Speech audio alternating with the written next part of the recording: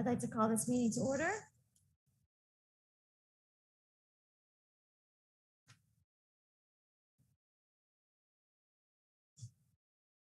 Adequate notice of this meeting has been provided to newspapers, posted on the bulletin board of City Hall and on the doors of the 3 schools as required in the Open Public Meetings Act, Chapter 231, PL 1975, and as amended by PL 2020, Chapter 11.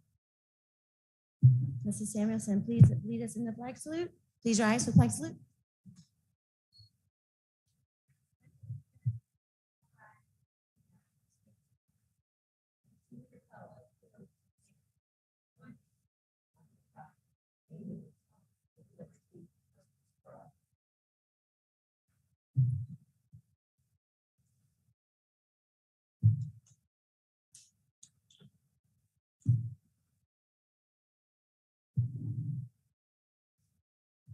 May I have a roll call, please? Mrs. Brookbank? Here. Mr. Conover? Here. Mrs. DeChico? Here. Dr. Dalton? Here. Dr. Myers? Here. Mr. Sweeter? Here. Mrs. Samuelson? Here. Mrs. Endicott? Here.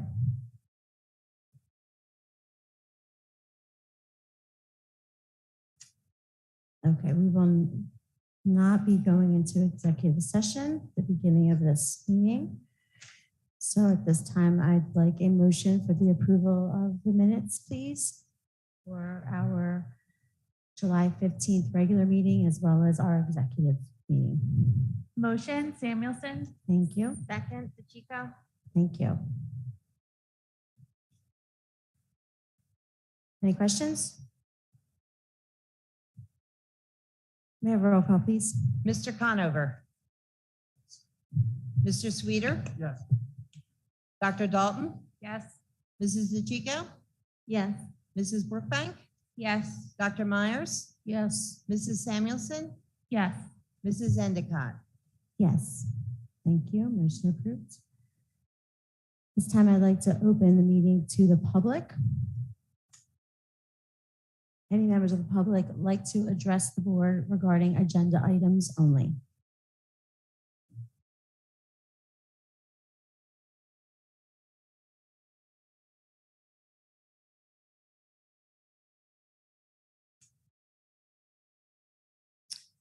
Okay, hearing none at this time, we'll close.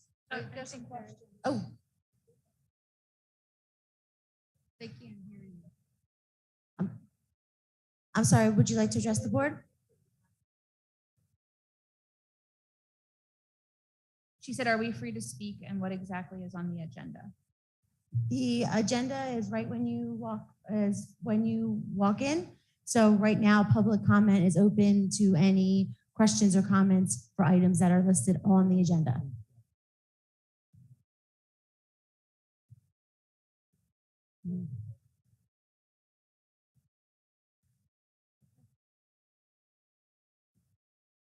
We'll have another public comment at the end, but right now the first public comment is reserved for agenda items only. Okay, hearing none, I will close public comment. We have no presentations. Let's move on to communications. At this time, I'd like a motion to approve items 6A through C, please. Motion, Samuelson. Second, DeChico. Any questions?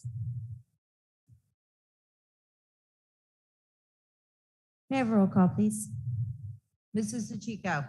Yes. Dr. Myers? Yes. Dr. Dalton? Yes. Mrs. Brookbank? Yes. Mr. Conover? Yes. Mr. Sweeter? Yes. Mrs. Samuelson? Yes. Mrs. Endicott? Yes, thank you. Motion approved. Moving on to communications and correspondence. I have a motion to approve item 7A, please. Motion, Samuelson. Second, Dalton? Thank you. Any questions? May I have roll call, please? Dr. Dalton, Yes. Mr. Sweeter, Yes. Mrs. Brookbank, Yes. Dr. Myers, Yes. Mr. Conover, Yeah. Mrs. Yes. Thank you. Mrs. DeChico, Yes. Mrs. Samuelson, Yes. Mrs. Endicott. Yes. Thank you. Motion approved. Okay, moving on to communications and committee reports. For Student and Community Affairs, Mrs. DeChico. I didn't not have an opportunity to attend this month. I apologize. That's That's my okay. fault. Mrs. Samuelson sat in for you because you were away on vacation. Hope you had a great time. Thank Mrs. you. Samuelson, I apologize. Mrs. Samuelson, would you mind giving us a report, please? No problem. Student and Community Affairs met on August 2nd. We discussed the improvements to the YMCA summer program since the director has been on site, which was great to hear. We also were informed that the rates for before and after care were going to be able to remain the same as they were for the previous year. With regards to the school photographer, we shared that our priority is that they be budget friendly and the families have an opportunity to view a proof before buying. The Summer Learning Academy, we discussed the data collection methods and how for next summer those will have a stronger plan for the curriculum and assessment. There was great community feedback on the enrichment offerings. The kids really enjoyed a lot of the hands-on programs. We discussed the use of facilities requests we had in July approved for the PTOs back to the books event. After receiving more information, we forwarded the request to our solicitor who recommended some changes. I believe the event is up for final approval tonight, and we hope it will be a great event for everyone involved. Thank you. Any questions? Mrs. Samuelson. Okay, moving on to Instruction Committee, Mrs. Samuelson. Also me, we met on August 3rd and then finished up again on August 5th. Dr. Koss provided the committee with a comparison of the October and June iReady data as we had requested. To keep it brief for you guys, I put it into averages. At the start of the year, we had 67% of students performing below grade level in reading, and at the end that was 78 on the iReady. And for math, it was 82% below grade level in the beginning of the year and 86% at the end. We had discussed the decreased algebra enrollment numbers. They think that some of that was due to virtual learning and COVID, and we're going to continue to evaluate our math offerings as we know it's important for our students to be able to enter higher level courses when they go to mainland. The master teacher for preschool was discussed. Currently, it is a outsourced service from Head Start for $35,000. We are recommending, the superintendent recommended a shared services with Mullica and having it be an in-house position. And that would be about $14,000 a year Mullica would pay us.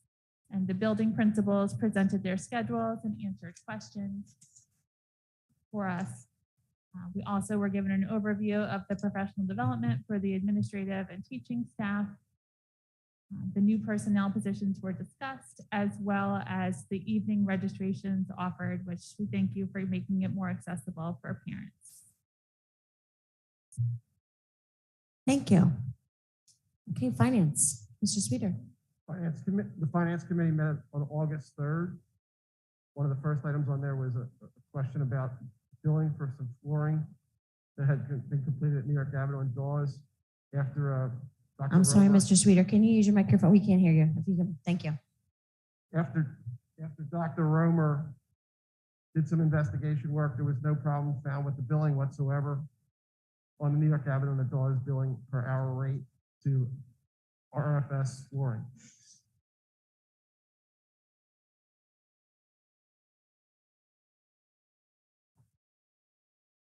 Next item was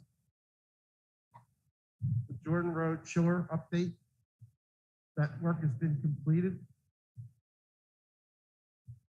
Next was the Dawes Avenue roof update.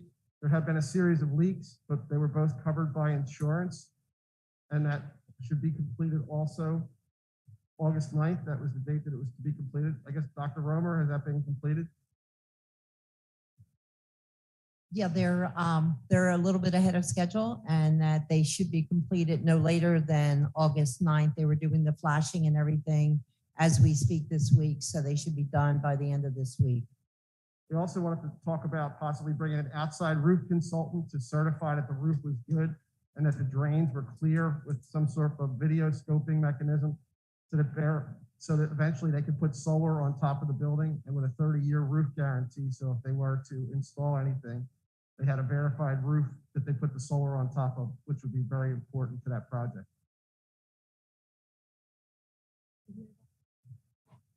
The architect of record was also discussed. We're going to be putting that out to bid after our summer projects are all completed sometime early in the fall. The SPA negotiations meeting will be to be determined sometime in this fall. Probably into October is when we'll have our first meeting with the SPEA, depending on the availability of both parties. Substitute fees. We basically, the superintendent did a comparison of what the substitute rates are going to be post-COVID or into potentially another round of COVID.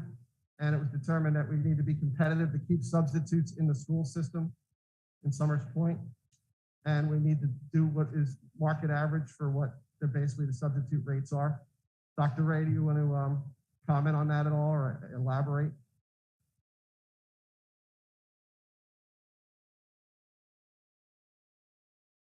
On the substitute rates?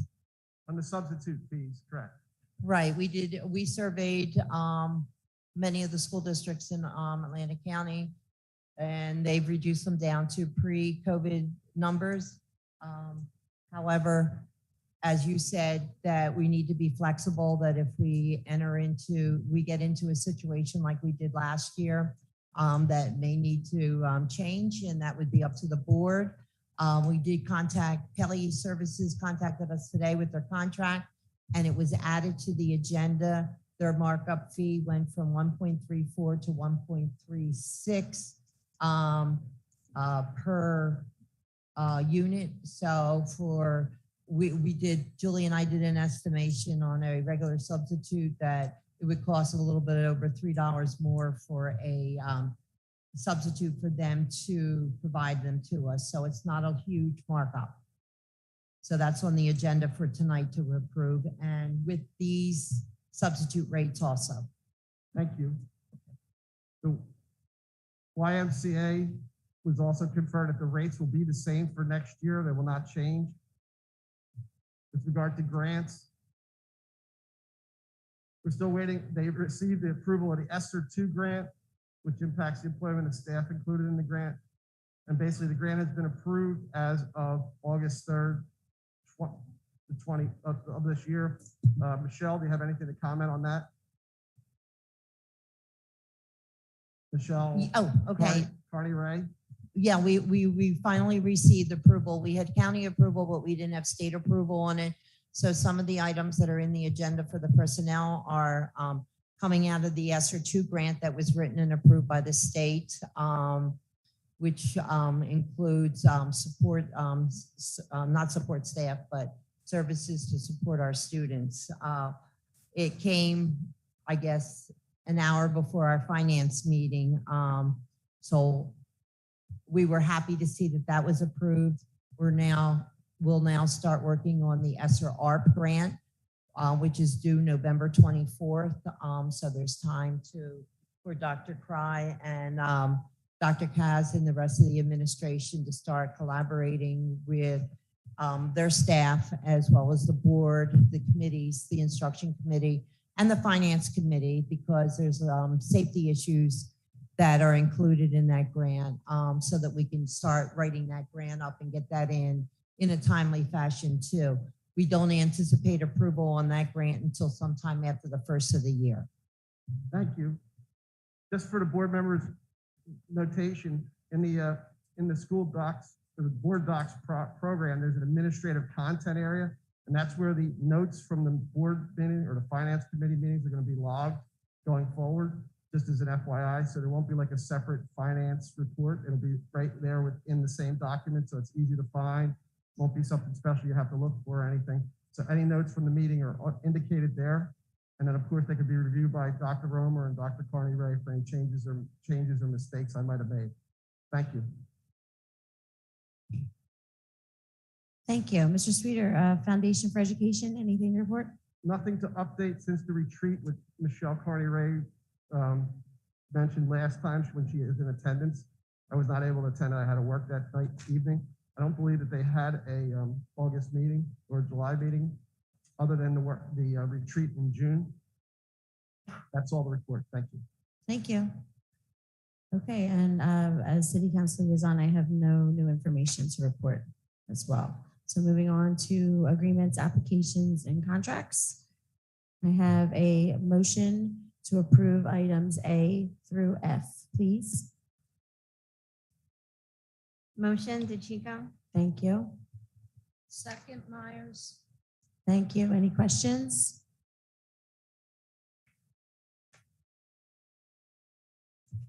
I just had a question about the change order for the chiller. That's we're approving the change order. It's a difference in 10,000, less than we thought. It's coming back to us. It's, Okay. it's monies that were required under any state facilities project to put in a contingency in case, and there was no need for any contingency at all. So it's a deduct change order. Okay. So $10,000 will come back to us. And I know, Mr. Sweeter, you had asked what would then be the balance in the referendum that's left over. And there was a minimal amount, a couple $100 left over. So it'll be 10,000, I think it was $267 that would be left over that could be used. There's really no project that you could do for that amount, but it can certainly be used in the budget to offset debt service taxes next year. Okay? Thank you. Thank you. Any other questions?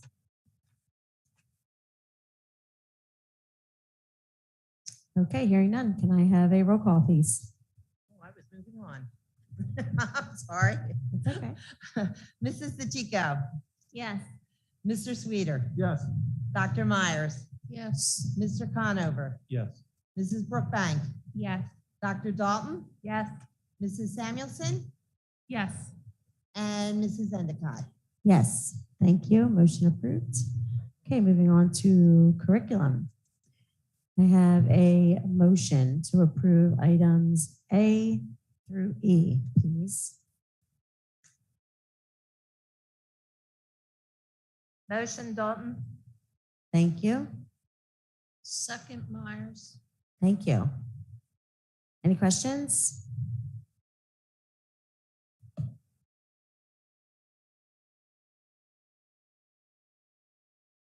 I had one question actually regarding the proposed list of student events. You have the monthly submission of all the field trips.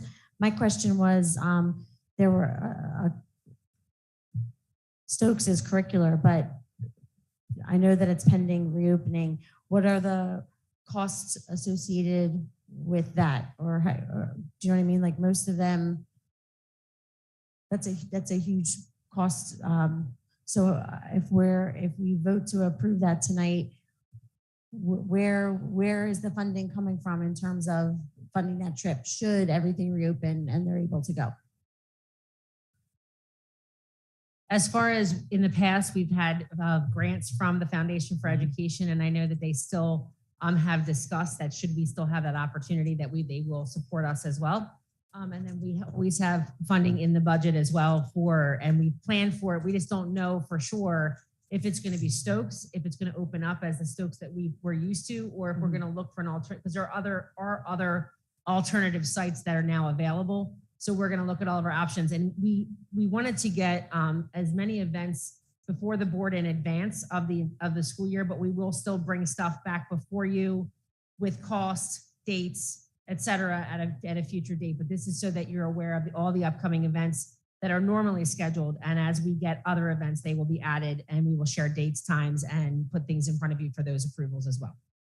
Okay, so yeah, I guess those are my questions, like Stokes, and then I know like the Hershey chip for band, like those are big cost items. So will they come back to us again to approve for the Yes, financial once we have, aspect? but for the actual aspect of what the event will look like, we will have that before you as well.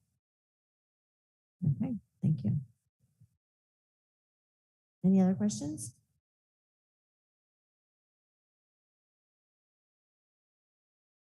Okay, hearing none, may I have roll call, please? Dr. Dalton, Yes.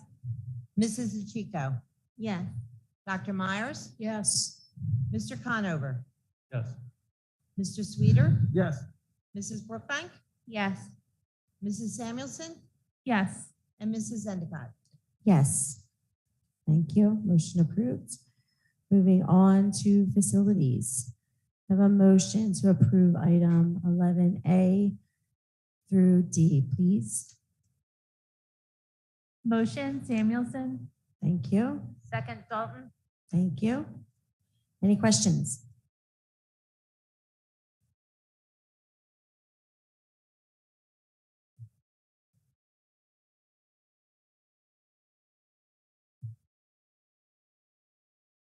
I have a question regarding the rebranding proposal. You know, in committee, there were some concerns noted regarding money spent on New York Avenue as a building, since that's been a question mark these years in terms of continuing to remain open, or if students would be moved to the other two buildings. Also, there was a question as well regarding overall the warranty that was attached with the window etching as well as the floors. Is there more information on that? The warranty information is under the administrative content section. That is all of the warranty information as per Mr. Sweeter's request, as far as the different items that are provided by 3M and their warranty procedures. As far as New York Avenue, this is the only time that New York Avenue, obviously we have had those discussions before, but with us rebranding the entire district and students and staff still being in New York Avenue, this one-time expenditure will be the only expenditure on New York Avenue just for this year. And then moving forward, the other rebranding processes will still continue, but this is more so for, you know, equity of having students and staff in the building and having it be one of our buildings. But these items can also be removed very easily from the doors, et cetera. And the rug obviously can be moved to another building if necessary. So it's just an important investment, I think, with the security options that we have to look at this for this year. But then moving forward, like I said, it would only be Jordan and Dawes that will have additional expenditures as we rebrand over the next couple of years. The warranty information, I see that written there, but I just thought you had that listed. I didn't see anything additional. I can't open that. What do you mean in terms of the security? Oh, do you see the image that says addendum warranty information? It says, We can't open it. I thought when I saw that listed there that was a note in terms of that was what was asked for. I didn't realize there was anything provided. No, there's actually an because- image in there with the warranty information that I received from the company. So I can make sure that I, get the warranty. I didn't realize that you couldn't see that image in there. So I can make sure that I forward that to you via email after or now if you'd like to take a look at the warranty information. And then what was your other question, Mrs. Endicott? You mentioned security. Well, because we have buildings, especially at our buildings that are ground level, we have a lot of doors that access the buildings that really anybody can see in. And we have students moving throughout the buildings, more so at Jordan and New York Avenue. And with these window clings, we can see out from the building, but it blocks people from seeing into the building. And we felt that that was a good place to start for the rebranding process for all three buildings. And all three buildings will have that in addition to the gym floors and things like that over at Dawes in New York and Jordan Road. Okay, so for New York Avenue, the ground floors look into the stairwells. So how are you seeing any student? Like I understand Jordan, but I mean, for New York Avenue, the side windows are just looking into the stairwells. So aren't those stairwell doors closed for like safety issues? So if someone were to look in, all you would see is the actual stairwell. You're not seeing any. We actually, you see the side of the stairwell, but you can also see in as if for some reason students are coming in and out of the building, if they're lining up for dismissal, should they be entering the building in the morning. Those doors are closed at most times, but not always. So it really is a nice, besides a safety issue, it is also a nice look to the buildings because they are our 3 school buildings. So that's why we figured an investment like this is not substantial for a 1-year purchase for New York Avenue, and then we will not do anything past this for New York Avenue. Right, but we've been putting money year after year into New York Avenue. Whenever it gets brought up that this is a building that would potentially be closing, and in terms of fiscally saving our money and putting it elsewhere, it's always, well, it's just this one thing, and then it's something else. I mean, this even came up when we did our bond referendum in terms of fixing, so that it's been an ongoing, I guess, animal in terms of things coming up annually of putting more money into that property. And if we're moving toward that building no longer being open for our students, to spend taxpayer money on that is concerning for me. So I will be, as a result, I will be voting no if New York Avenue still remains as a part of the motion. Any other questions? What is the price of the rug removed from it looks like it's $2,968. And if we throw in the rug, how much is the rug that could be used elsewhere? Well, this is also an estimate. They have to, after approval by the board, 3M comes out and they electronically, like they digitally measure all of the surfaces. So most likely all of these prices will actually be less. This is the maximum it could be, but most likely will be less when they come out and accurately measure. That rug is actually $900, so that would come off of the cost. Roughly $2,000 for that building. Yep.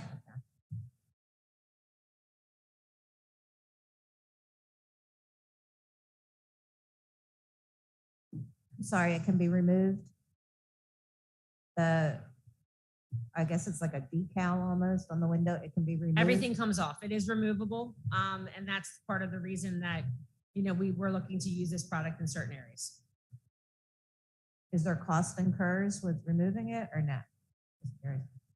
Not to my understanding, no. Once you remove it, can you reuse it? Can you reuse it? My understanding is it's under the warranty that if it's within a couple years, yes. Like we had thought about, moving the rug and things like that. Should we combine the preschool into Dawes Avenue at some point down the road? Because, they're still going to be a part of it, but that's really truly, the only investment that would be there. I don't know for sure. I would have to ask that question, but I can. But they would say New York Avenue on it, right? It would say the New York Avenue Kittens, but if we did a preschool wing or a preschool area of the building, it could still be used because it's a water hog rug to prevent people from slipping when they come into the building. And right now, most of our rugs are pretty destroyed within the main entrances of the buildings. Can I get back to the window clings coverings in New York Avenue? You had said that the doors aren't always closed, so would the window clings really make a difference?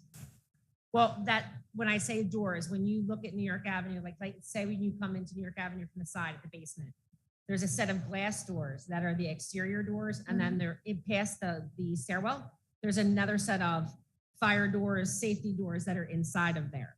And sometimes they're propped open as students are moving in and out, and sometimes they're closed. Okay. So I'm talking about the window doors, not the wooden doors. And these are just the one-way see-through clings? Is that what It's it is? basically, it's got a really nice image, as you can see in some of the pictures in there. It's got a nice image on the outside that we can see out, but it's not so obvious of people moving around within the building inside.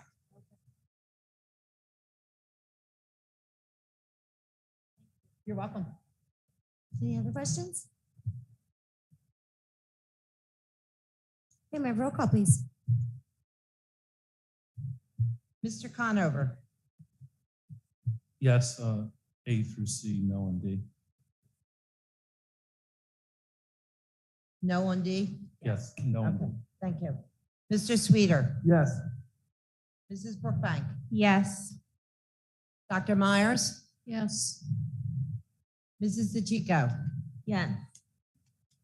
Dr. Dalton, Yes. Mrs. Samuelson, Yes. and Mrs. Endicott. Yes on A through C, no on D. Thank you. You're welcome. Motion approved. Moving on to finance. I have a motion to approve item A, please. Motion, Samuelson. Second, DeChico?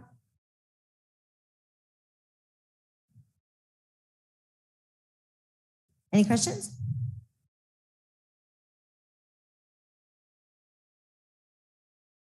May I have roll call, please? Dr. Myers, Yes. Mrs. Brookbank, Yes. Dr. Dalton, Yes. Mrs. DeChico, Yes. Mr. Conover, Yes. Mr. Sweeter, Yes. Mrs. Samuelson, Yes. and Mrs. Endicott. Yes. Thank you. Motion approved. Moving on to personnel. We have a motion to approve items A through E, please. Motion, Samuelson. Thank you. Second, DeChico? Thank you. Any questions? Yes, in A, the unpaid leave, is that the same teacher that we talked about that was doing the trip? I thought that we had, had a huge discussion about that, that if she took unpaid leave, the school would still incur a cost for a substitute, correct?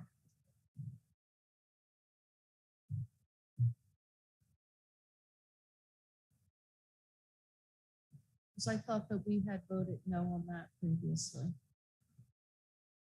That was using it as a professional development. Okay.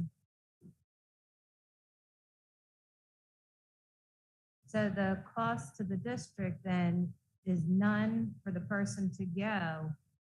Okay, and we're not paying their salary, but we're paying the salary of the sub. Okay. got it.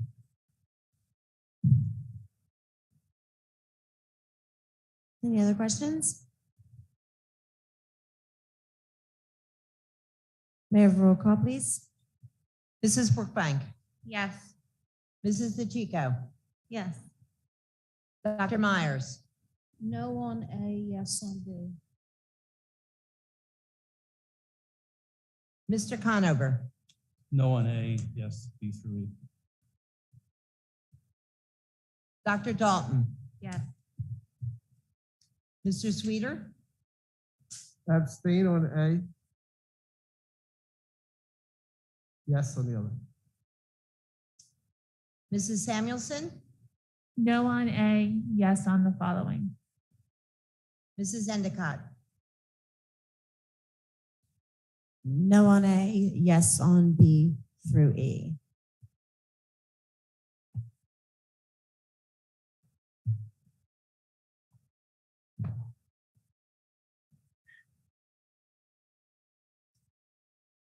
So motion carries for items B through E, but does not carry for item A. Right.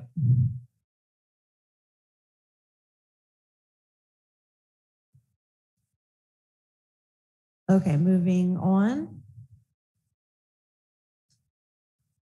to items F through H, please. Motion, Samuelson. Thank you. Second, DeChico? Thank you. Any questions? I had a question on F. How are we going to be assessing the efficacy of the peer coaches? Dr. Cuss? Since I don't mean to be yelling at you, can you please step to the mic? I would like you to answer the question of the efficacy of our peer coaches. Hi, everyone. They're going to meet with me weekly. We will do some professional development in those meetings. They will super share their schedules with me. They will, because coaching is a little bit confidential, right? It's not supposed to be evaluative. So we will talk about kind of trends that they're seeing, and then we'll swing back to those PLC professional development opportunities that we've talked about in instruction and shared in that professional development conversation, so that that's happening. And And then I'll observe them. Somebody does have to supervise them. They report to me on the job description. So I will observe them in the classrooms and with permission, obviously, of the teacher that they're coaching, but I will observe them as well. And so really a lot of anecdotal and conversational kind of data, but then also, are we seeing trends? And then are those trends improving and changing as they're in classrooms? Does that kind of make some sense? I have a Everybody? question, Dr. Sure. Cox. How do we make sure that the teachers actually follow the peer coaching and take it seriously?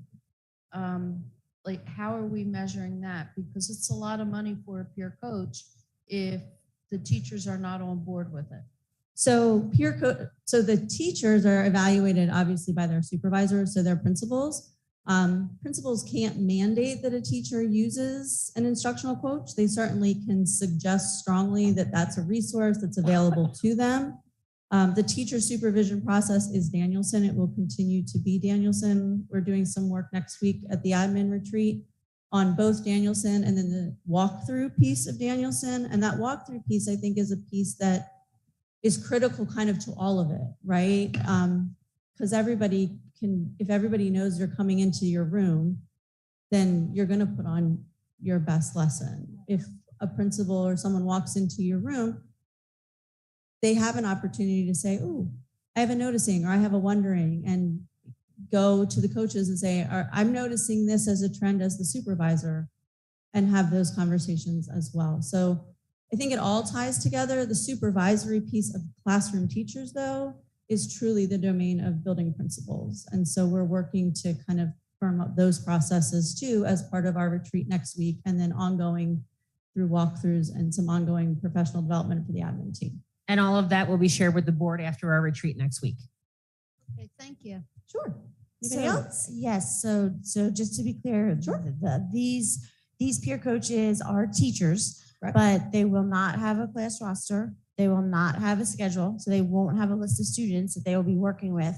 Their job is solely as a teacher is to be there to work with other teachers. Correct. So it's job embedded professional development all the time. So if it's one teacher or 3 teaching positions that the district is paying for, you mentioned just now that it can be recommended that it's used, but not mandated. So how would that work? Well, see, I always hope for the good in people, that if my principal walks in the room and says, I suggest you meet with the coach, that folks would do that. I think, and that's something we've talked about, and something in my experience with coaches in the past, you kind of need to get 1 or 2 people to buy in and have an awesome experience, and then everybody is kind of looking for that. We have built coaches, though, into that conversation that is following walkthroughs, right? So they can go into a classroom. They don't have to be invited per se. They can walk in and see what's going on around the building, or follow up where maybe a principal can't be everywhere. They can be another set of eyes too. So they're not evaluative, they're supportive to that process as well. So they don't have a roster. They are really truly designed to support teachers with job embedded professional development in their classroom, modeling, co-teaching perhaps, but really working through that recursive process and improving instruction. And one of the things that we've heard is we don't have enough professional development. We don't have enough professional development. This is a way to build in professional development to practice of classrooms every single day.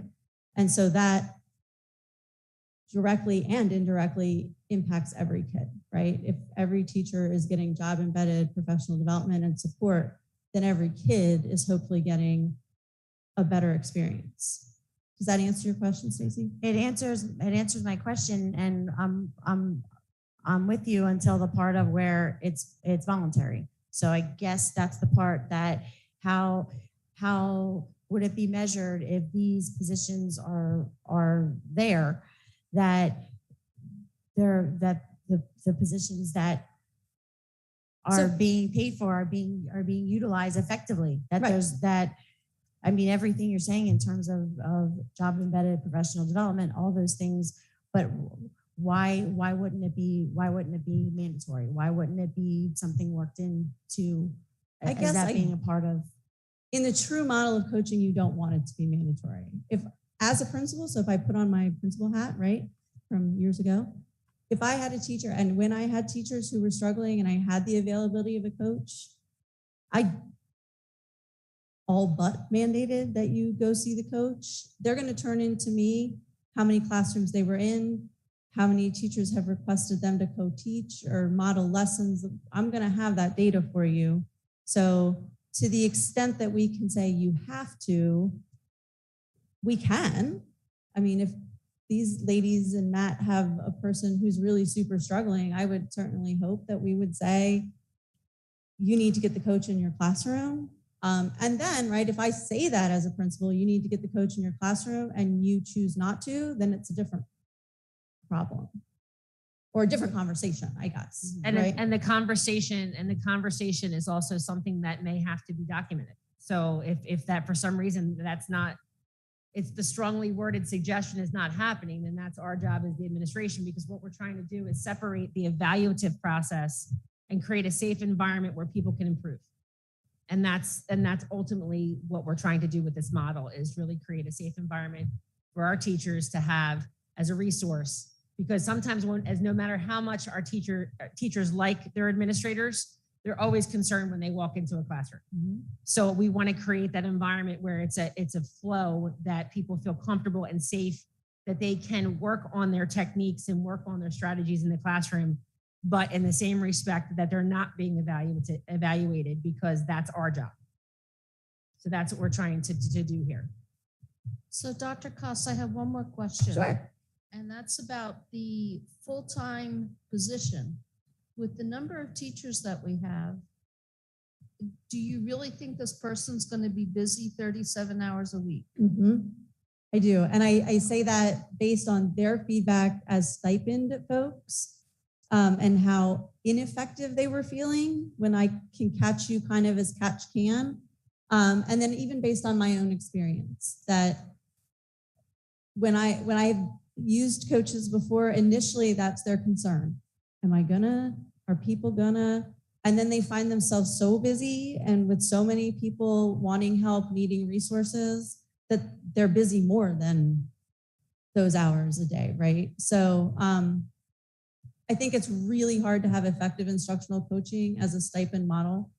And I think if we're gonna really see those positions work, then having those people have the flexibility to meet with you on your prep period and Stacy on her prep period and Heather on her prep period is really important. And as it sat before, those folks, if their prep period didn't match your prep period, they couldn't get into your classroom to model either, right? So I do think it's something that as a full-time position supports our teachers more effectively than the models we've been using in the past.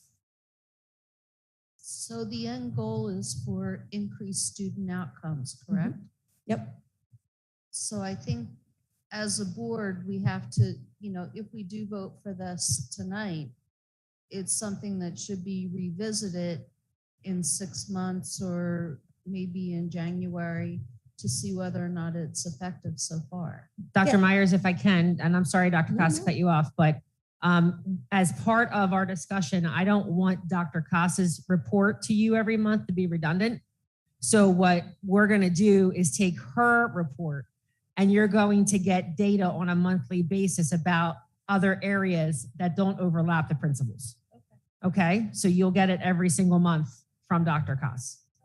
So within that, would that be the amounts and the frequency of meetings that the peer coaches are having and the amounts of Yes. people She- that they're meeting with? Yeah, she's going to be getting all that data. She will collect it and she will compile it for her report so that it's not redundant based upon the data you're getting from the principals.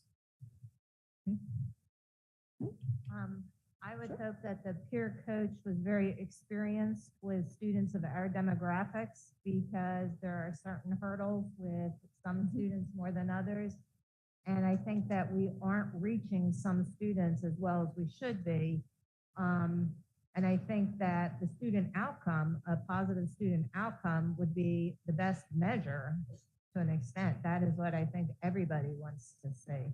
Right, and so that's the data that when we talked last month, we sort of said that you would get kind of trimesterly, like it doesn't come neatly every month, but it will come at those trimester places in the calendar. So that assessment calendar you had as a draft, those times haven't, those kind of end of trimester data cycle dates have not changed. So yes, you're right. All of it should flow together for those ends, correct? How many teachers total do we have teaching in the district, in the classroom? Total staff.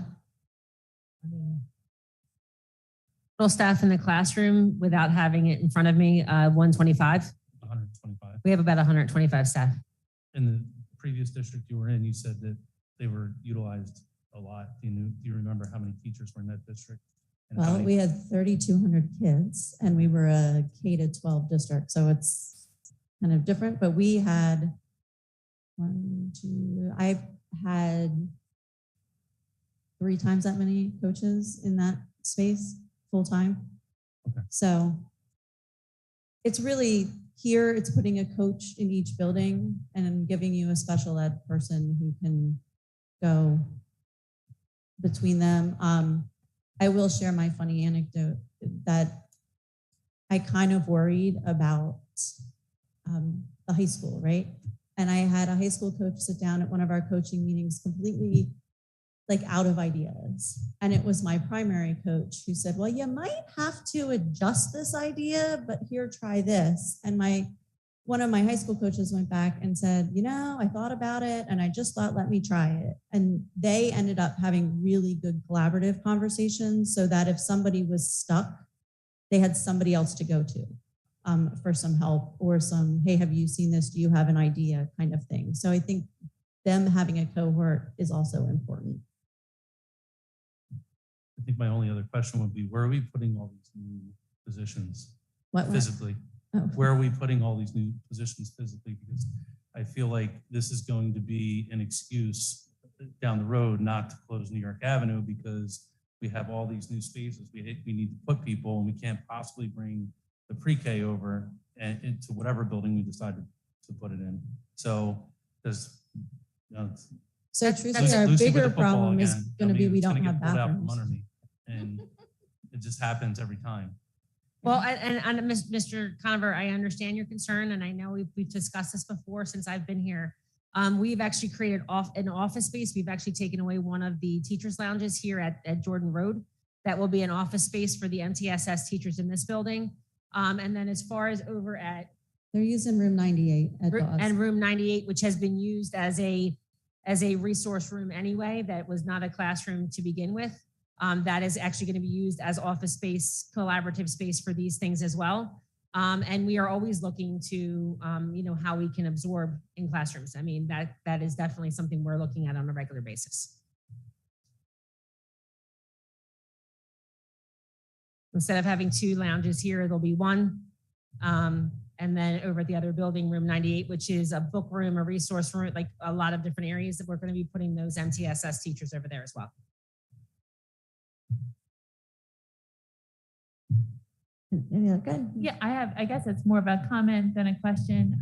I just wish we had had the opportunity to review the job descriptions for the MTSS teachers and the specialists through the committee process. This is new information for us, this week on the agenda.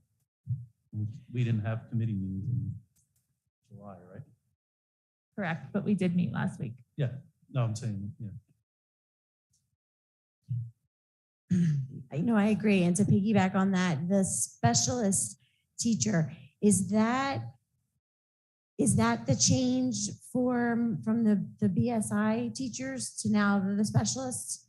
Okay, so it's just the BSI job description is essentially being Correct. reworked and retooled and changed into a specialist. Correct. Okay. It's really semantics and terminology just to try to, the only thing that's really new besides the peer coaches we've always had, they've just been a stipend position, is the MTSS teacher, because part of that structure, you need somebody that's constantly looking at data during those data cycles, having those conversations and managing different aspects of that MTSS process. Any Good. more questions?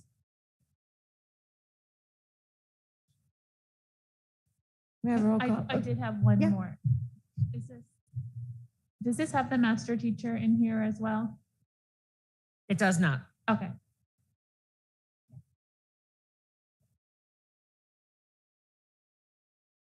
I'm sorry, what was your question, Mrs. If Emerson? the master teacher, it is not. I got ahead of myself.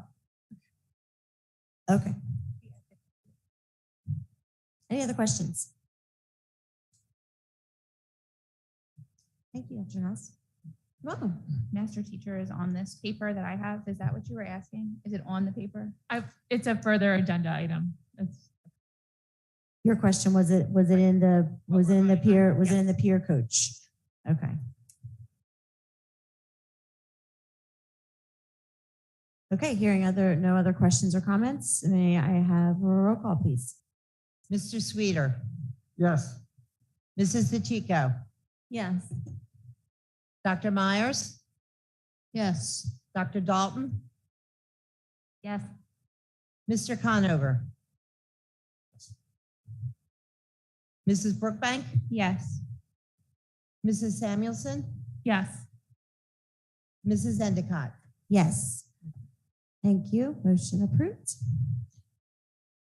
Okay, moving on to item I.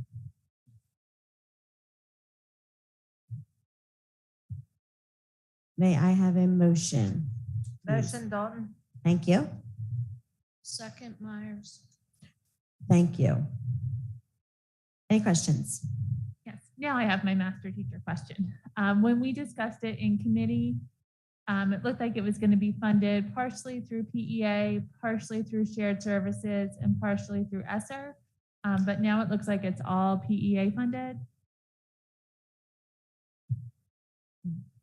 Her salary initially, when the application had to go in last November, her salary was in there in full. That doesn't mean it can't change. So right now, it's in full under the PEA. It's the master teacher for preschool was PEA funded only. If we get into a shared service with the one district that we're communicating with, which would be an interlocal agreement, then that would free up monies within that grant that we could do an amendment to that grant for something else that may come down the road that may be needed for that program.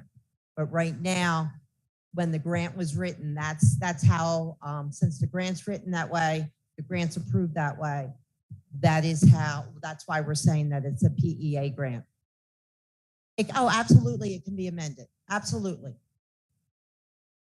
And again, to follow up to our discussion from last week, I thought this position was going to be split between preschool and early childhood grades. And now it looks like the way it's written, it is preschool only.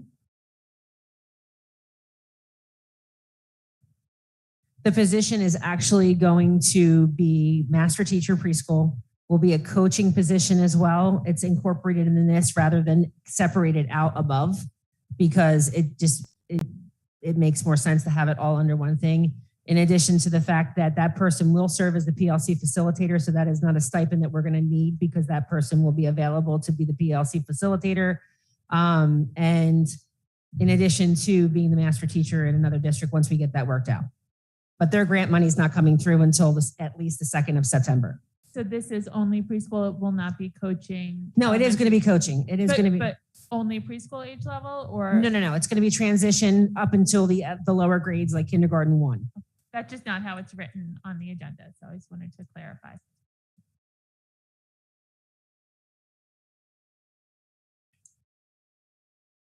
I still wanted to clarify, Dr. Romer, with you.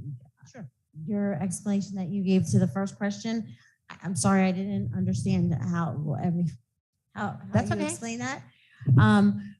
Your question was how the grant was split, and then you said something about the way it was written. Can you just Right, say this that is a again? grant. And then in the grant, we have to identify certain positions, certain individuals, if we know who they are, like we have a vacant position in one of our grants, or especially under the PEA, the preschool grant, you have to tell them who it's going to be, what their salary is, what step they're on. It's the only grant that really requires us to get into that much detail under the preschool grant. And so under the preschool grant, it was written where there would be a master teacher. Last year under the grant, we had a master teacher who was 1 day a week through an organization that cost your district $35,000. All right, this one is 2 hours a day, 1 day a week. This one, you're spending maybe double what you did before, less than double. However, you're getting this person for at least 4 out of 5 days when we enter into the interlocal agreement. But the grant, when we write it, at that time, some of the schools don't know if they've received preschool money yet. Some of them are still waiting to hear September 2nd, some more funding is supposed to come out at that point in time, which may free up some more money for some people. But when we write that grant, we have to identify the person, their step, their salary, what their benefits are. We have to get into the whole 9 yards unless it's a truly vacant position. So with the organization that did not serve us well last year, because they didn't start until maybe November, and the state pushed that we continue to use them, we continue to use them. Dr. Koss at one point finally said, enough's enough. We have, when we're writing this grant for this year, and she spoke to the people up at the state, that we want to have somebody in-house. We have somebody in-house in between Dr. Cry and Dr. Cass, that we have somebody in-house that can do this job and do this job better and do more things than what the organization that sent in the master teacher. Dr. Cry, I don't know if you can address what that person did for 2 hours, 1 day a week when she came in. Classroom observations. I had to push the teapot, which Mrs. Samuelson and I have talked about. I had to push to get that done. Wonderful person, just not enough time for that cost to get nearly enough done for our students. So that's, and realistically, the way that we've got this model set up, I mean, I really feel that this is going to be extremely beneficial, not only to our pre-K students, 3 and 4-year-old pre-K students, but also to our transition into kindergarten and first grade, because that person will help us with that, that flow between the grades. So in a coaching fashion. So I feel very, very confident with the investment. And I think we're on the upswing. During COVID, you didn't have many students attend the 3 and 4-year-old program. We had a total of 54 3 and 4-year-olds attend. Right now, we have 75 students registered. We have a nighttime, as you all suggested. We have 2 nighttime registrations. One is tomorrow night. Tomorrow night, 4:30 to 7:30 with Mrs. Nicodemus and myself over at New York Avenue. And then the following Thursday from 4:30 to 7:30 at New York Avenue as well. So our numbers are growing again now that we may be in somewhat of a normal state, even though we're all masked up. But we do have that number of students for our 3 and 4-year-old program, which is what the expectation of the state was. I think, Dr. Koss, the expectation of the state was 90, 80 for our school. So we're at that point where we may have to start a waiting list for students to come in, because it's 15 children per classroom, depending on who arrives and who finally doesn't arrive in the program. But I think you're on the upswing. I think you're going to see kids coming in. You're going to have more kids coming in and more kids wanting to come in to the program now that we've gone through the remote, we've gone through the hybrid, we've gone through the closure. And it's nice to see that we've got these numbers coming in, because it was disheartening with 54 kids last year, knowing that there were probably a lot more out there and that they weren't getting the services. and they may be entering kindergarten without any skills behind them from a 3 or 4-year-old program.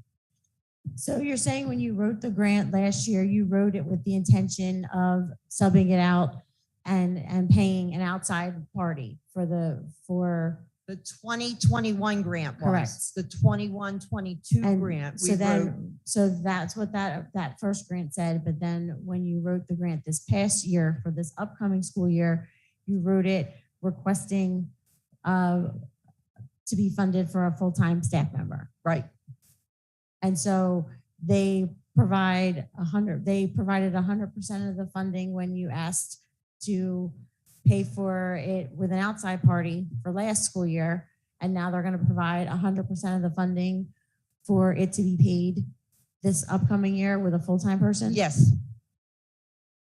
And that includes benefits, and anything else that may go along with the salary.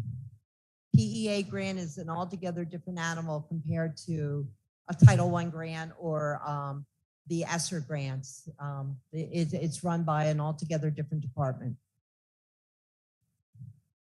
What would happen if you wrote the grant for that, but then you decided that you wanted to utilize a different system? We'd have to go back with an amendment to the state and get an approval from the state for an amended grant. And how many preschools, how many districts in the area with preschool expansion grant money have a single dedicated master teacher that's a full-time position? I don't know. I can't answer that. And that is not something that I can answer at this time, but I can research it with my colleagues. We actually have a meeting next week, so I can ask them.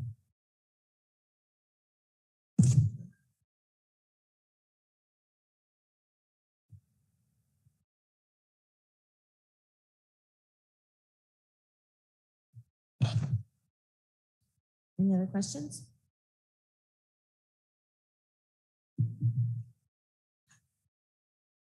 I had I have a question about another position, the guidance position. I'm looking at our enrollment, which is less. We're at like 709. I'm wondering about a brand new position. This is a brand new position, correct? So a new staff member for an additional staff member for our amount of students.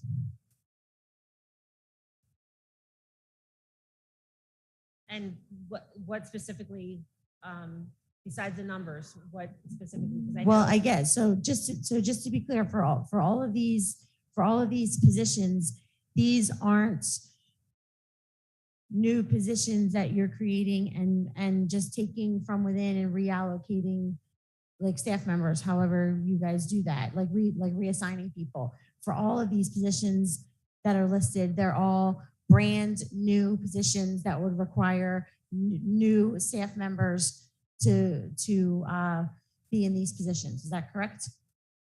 Well, the current one that's on the table, those are positions that were created for our MTSS structure.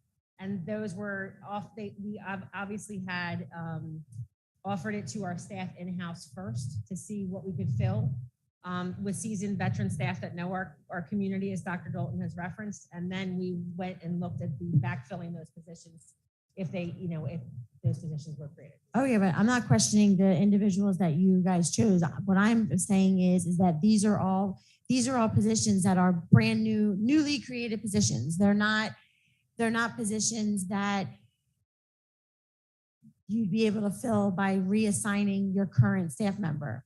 I just want to make sure I'm understanding this correctly. These are brand new positions that have been created that require new staff members to fill them, not just positions that you're just reassigning people on. Well, the guidance position is a reassignment from and the other positions are all reassignments if people took those opportunities. Yeah, I think what Mrs. Endicott is trying to say is it's not like you collapsed a position and moved somebody in. You've moved somebody and now you have to backfill that Correct. position. If I'm correct, is that what you're? Yes, I want to, so we have 1, 2, 3, 4, 5, 6, 7, 8, 9, 10, 11, 12, 12 brand new teaching staff positions that have been created. Correct. Not positions that you're taking your existing staff and reassigning like in other years when, you have.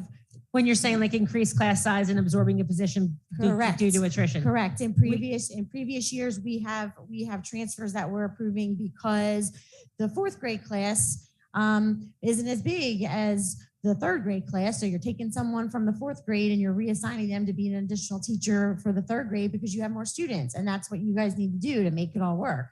So we approve the transfers, but we're not creating a brand new position that would warrant hiring new teaching staff members. We've absorbed a couple positions. I know when Dr. Vanello came in, she actually saw one of her grades and she collapsed that grade and reassigned that person because the numbers were so low. We are also, Mrs. Supp and I are also looking at some of our numbers over here at Jordan from a special ed perspective, et cetera, to see now that the schedule's been reworked, could we rework those positions as well and maybe not have so many? So we are looking at those options still. Throughout the summer, but these positions are part of our MTSS structure and through the grant, and that's the reason, and we did create new positions to make that structure work. So I think just to be clear, I just want to be clear. These are additional staff members to the ones that we already have, correct? Correct. 12. Well, these positions are our staff members, and then we are backfilling their positions if we need them. We don't need all of them. Like we still have other spots that haven't been filled that are not on this agenda that we are looking to see if we need to fill them. Because we're still reworking schedules, et cetera. Okay, but bottom line is that we're paying for 12 new positions, correct? Yes or no? We're paying for, right now, we're paying for 10 new positions because we don't have all the positions filled. Okay. I understand. My brain was going. I understand.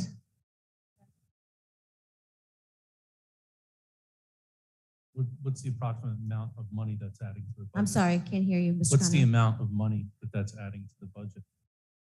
It's not adding anything to the budget because right now the positions that are before you for voluntary transfers are grant funded. Is it for 2 years the funding is available? Correct. And the people that we've interviewed understand that this may not be around in 2 years. If the data shows that this is working for our district, we would look to, as retirements come up and maybe class sizes are smaller with attrition model, possibly absorbing some of those positions to keep positions in place. It's not our intent to just use this for 2 years and lose this if it's working. However, there's never a guarantee. And I've made that clear to everybody that I've interviewed that is a grant funded position. But if I remember correctly, and you're talking about ESSER funded, correct? Mm-hmm.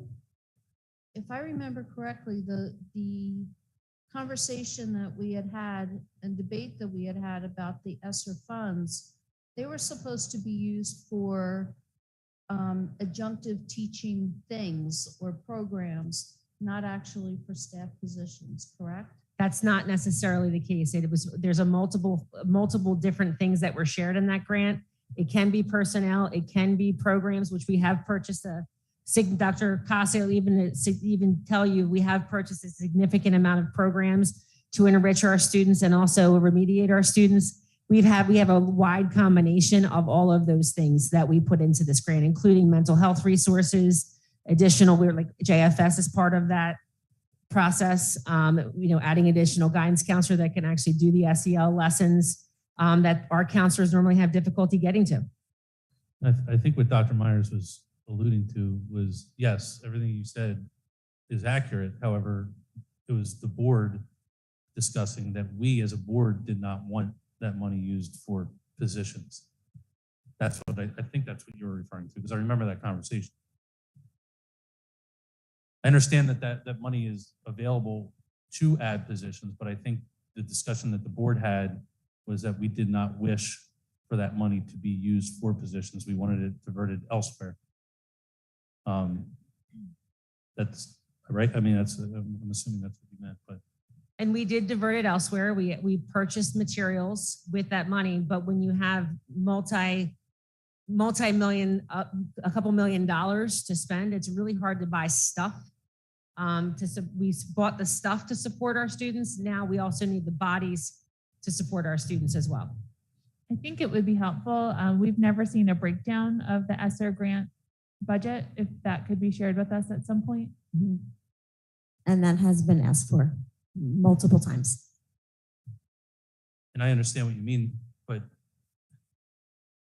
with grant money, like you just said, it's not always going to be there. And, you know, once you use it for something and like a position, and in a year, 2 years, that position becomes, say, essential, but the grant money is no longer there, then it goes on the backs of the taxpayers.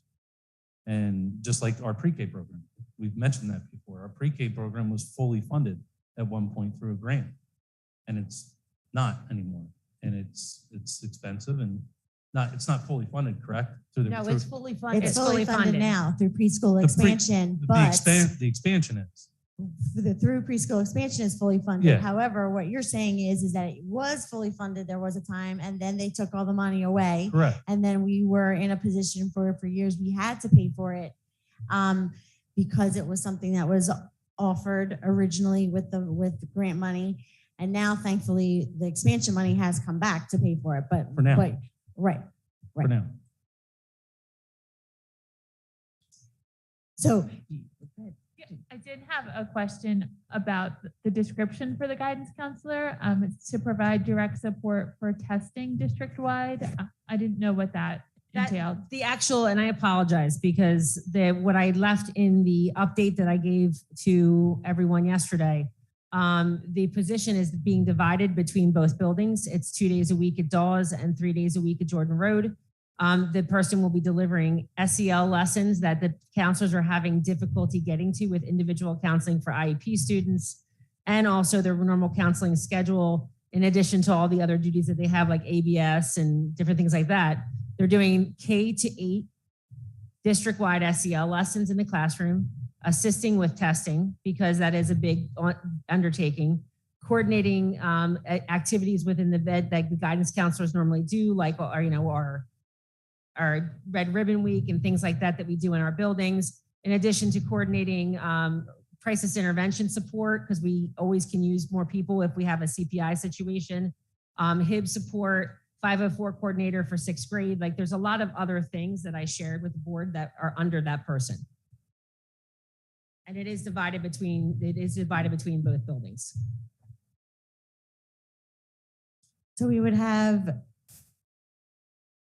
2.5 guidance counselors in one building and 1.5 guidance counselor in another building.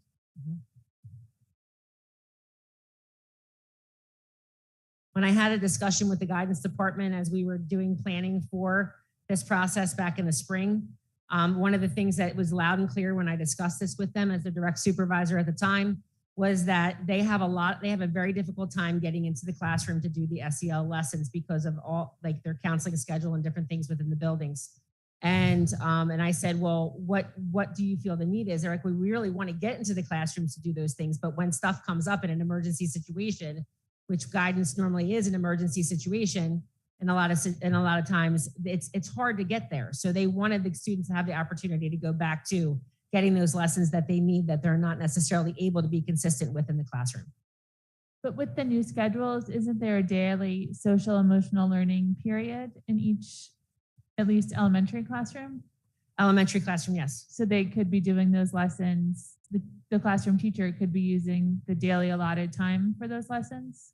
Teacher could be doing that, but me personally, I think it's coming from a guidance department, a guidance counselor who really understands that. I think it's delivered better, but that's just my opinion. So I don't know how that's just my personal opinion, but.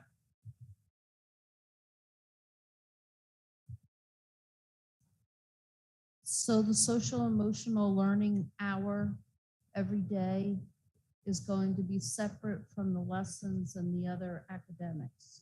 They're not going to be integrated? there is integration, but the schedules that I shared have everything built in there for the board to look at.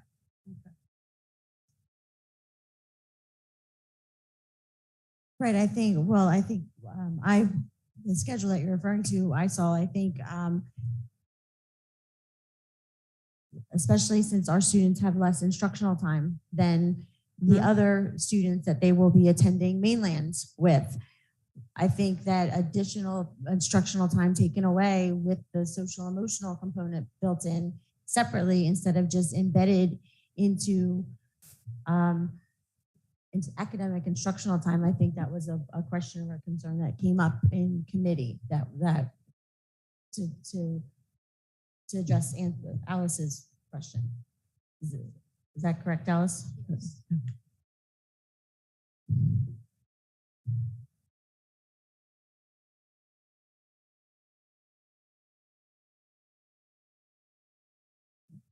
You mentioned that the new positions, you've said that these are grant funded positions, and they're aware of that. What about our current teachers that would be transferring? Are they aware of that as well? That if there's not enough money or something's up, then that would make it mean that they would have to be no longer doing that job and be back? Yes, they are aware. Because it is difficult getting into a new position and finally getting up and running and then have to stop and then have to go back. So having lived 2010 in ARA funding, I understand that that's the case, and that's the reason that I don't want to, as we go through the next 2 years, it's my goal to look at where we can adjust.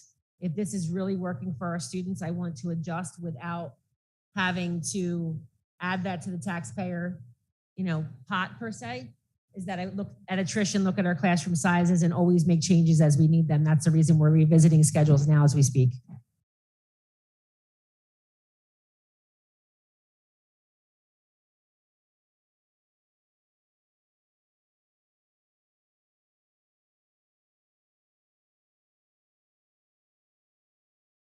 Okay, any other questions? May I have roll call, please? Oh, I'm sorry. I need to specify. For I1, may I have a roll call, please? That would be peer coaches. Mrs. DeChico? Yes. I'm sorry, yes? Yes. Okay. Dr. Myers? Yes. Dr. Dalton? Yes. Mr. Conover? Yes. Mrs. Brookbank? Yes. Mr. Sweeter? Yes. Mrs. Samuelson? Yes. Mrs. Endicott? Yes. Thank you. Motion approved. For I2, the MTSS teachers, may I have a roll call, please? Mr. Sweeter? Yes. Mrs. DeChico? Yes. Dr. Myers? Yes. Mr. Conover? Yes. Mrs. Brookbank? Yes. Dr. Dalton? Yes. Mrs. Samuelson? Yes. And Mrs. Endicott? Yes. Thank you. Motion approved. For I3, specialist teachers, may I have a roll call, please? Mrs. DeChico? Yes. Mrs. Brookbank? Yes. Dr. Myers? Yes. Mr. Conover? Yes. Dr. Dalton? Yes. Mr. Sweeter? Yes. Mrs. Samuelson? Yes. Mrs. Endicott? Yes. Thank you. Motion approved. For I4, guidance. Mr. Conover? No. Mrs. DeChico? Yes. Dr. Dalton? Yes. Dr. Myers? No. Mr. Sweeter? Yes. Mrs. Brookbank? Yes. Mrs. Samuelson? Yes. Mrs. Endicott? No. Motion approved. I have a motion for I-5. I'm sorry, roll Yeah. call for I-5, please. Sure. Mr. Sweeter? Mr. Conover? No. Dr. Myers? No. Dr. Dalton? Yes. Mrs. DeChico? Yes. Mrs. Brookbank? Yes. Mrs. Samuelson? Yes. Mrs. Endicott? Yes, motion approved.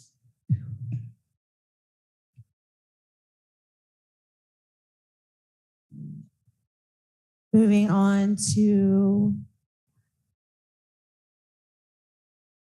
J.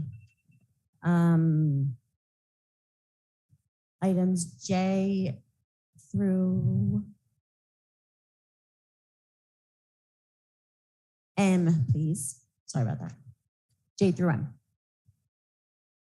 Motion Samuelson. Second, DeChico? Any questions?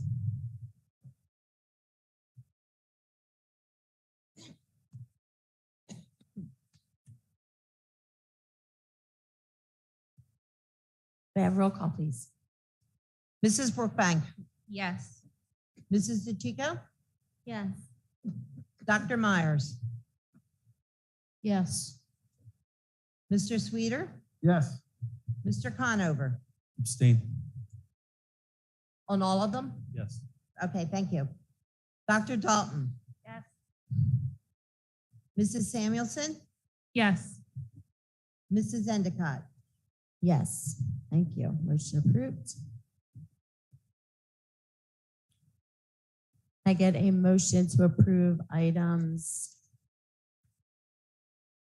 N through T, please. Motion Samuelson. Second, DeChico? Thank you. Any questions? Our student teachers will be in the building in the fall in person. I don't know why my mic's not working yet. Just for the record, Stockton has been very good at working with us. If for some reason we have an elevated number of cases again, then they will work with us with remote. But we have also had a lot of support from them that they're requiring their student teachers vaccinations as well, and that they know that they have to be vaccinated to come into the building. Are they allowed to do that because they're a private school? Are they allowed to do that as a school because it's Stockton to require vaccinations? I was surprised to hear you say that about vaccinations. I didn't know that they could require that. Because it's a university, they can require. There's has come out that says many entities can require vaccinations. Technically, there's an argument school districts can require them, but at this point, New Jersey, nobody is, to my knowledge, is doing that. Thank you. I had a question about R. R, sure. Am I reading that right? The new teacher, the novice teacher pays the mentor? How's that? I never heard. I mean, I'm having a hard time hearing you. I'm Mr. sorry, I'm having a Conover. hard time Oh, hearing as well, Mr. Conover. the novice teacher pays the mentor? The district doesn't pay that? No. Not for new teaching, no. That's been about 13 years Yeah. now that the novice teacher has to pay, but they can't pay the mentor teacher directly. It has to funnel through the Board of Education.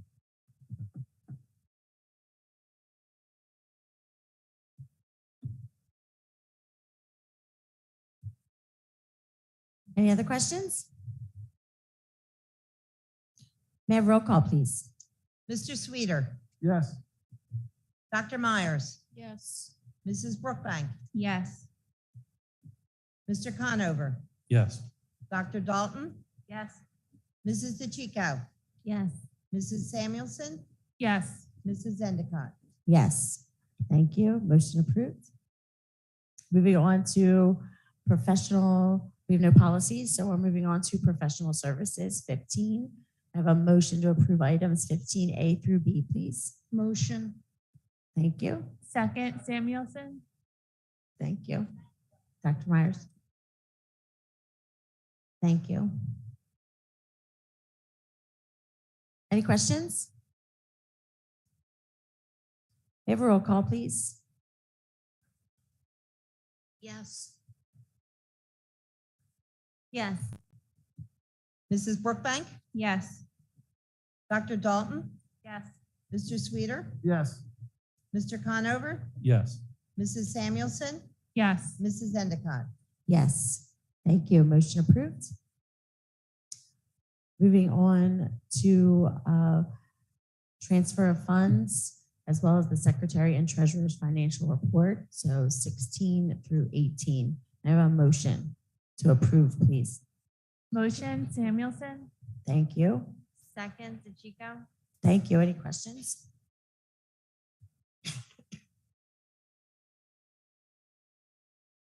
May I have a roll call, please?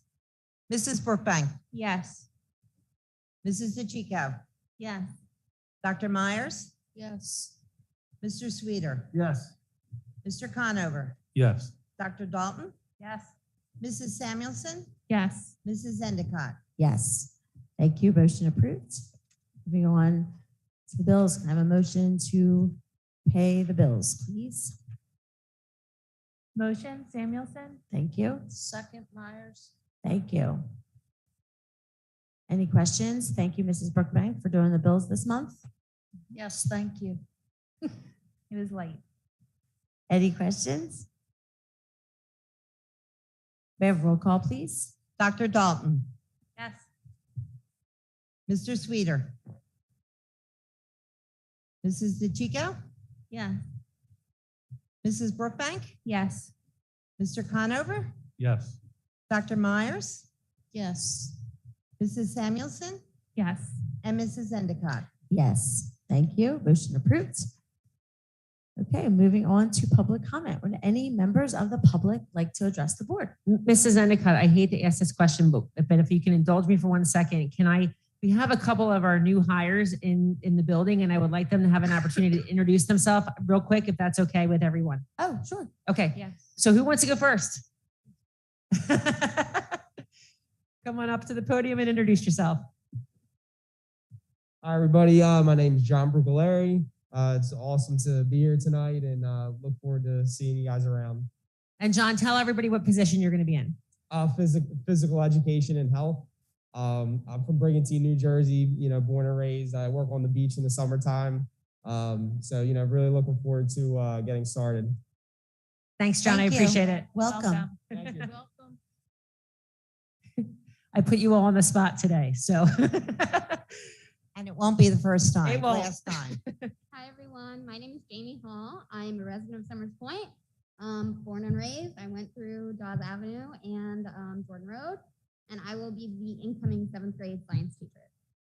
Thank you. Welcome. Thank you. And you had Mrs. Lichtenstein as well, correct?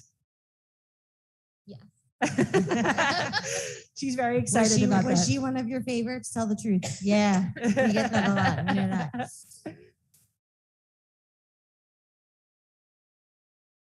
Hi, everyone. I'm Samantha Notice. I was approved tonight for grade 6 special education. I live in Ocean City, so I'm very close. I even talked to my father-in-law about biking to work in the morning. And I come from Wildwood City, where I've been teaching for the past 6 years. So I'm excited to bring my experience there to my new students. Thank you. Thank you. Welcome. Thank you. I'm glad that you said that they were here, because between me not wearing my glasses and everyone wearing masks, I wouldn't have known at all. So I would have you. felt bad if they left and we didn't have a chance to meet whoever showed up tonight. So thank you guys so much for being here. Really appreciate it and excited to have you aboard. Thank you for introducing yourselves to us. Thank you. Okay, would any members? Good luck this year. Good luck to you, new teachers.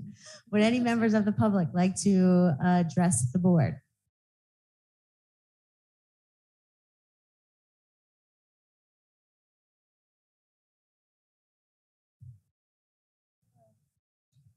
My name's Lindsay McCabe. My son is a student at New I'm York. sorry, address, please. Please list your address. My address?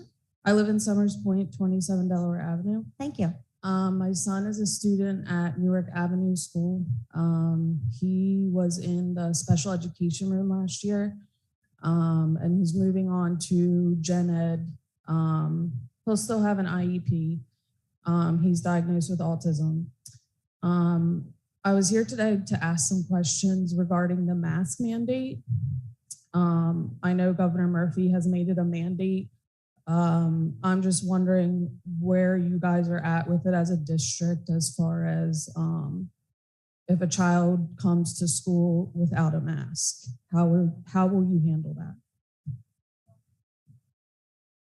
Well, actually, Mrs. McCabe, if you want, I can address that at the end of public comment. That's up to Mrs. Endicott.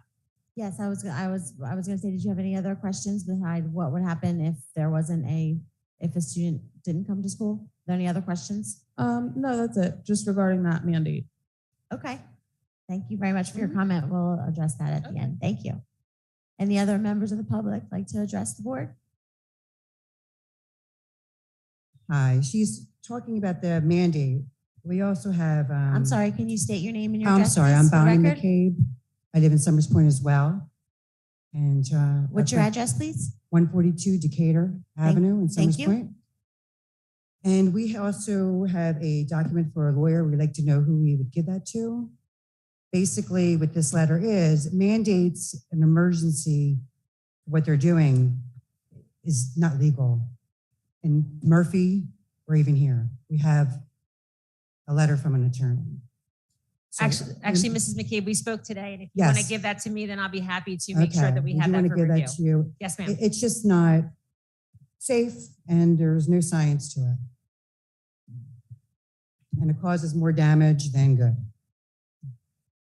Okay, do I give this to you now? If you'd like. Thank you for your public comment. Anyone else like to address the board?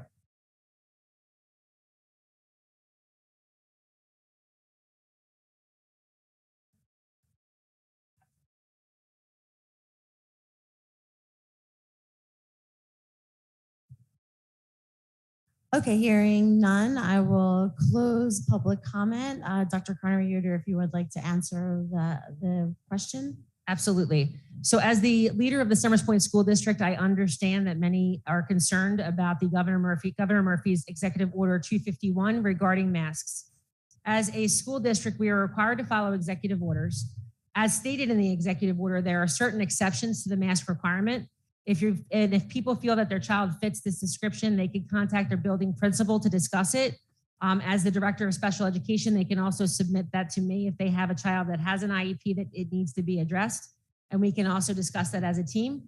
And it is important for the public to remember that, because I understand I've received a lot of upset phone calls, and I understand that, but it is important to remember that under the law, we could possibly lose state aid if we do not support an executive order. In addition to executive orders themselves have penalties for violations which would be incurred by the taxpayers of Summers Point. So it's my job as a superintendent to make sure that I'm doing everything I can, but there are caveats to that executive order, and I'm willing to discuss them with whoever needs to. Thank you, Dr. Carter-Yoder. You're welcome.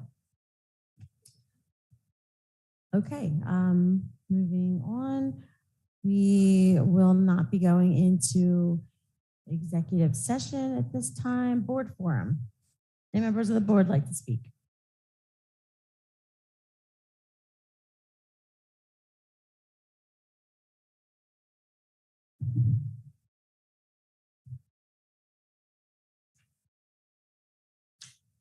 Okay, hearing none. Can I have a motion to adjourn? Motion, Samuelson. Second, Myers. Thank you. This meeting is adjourned. Have a good evening. Board members, it is 7:43. We can take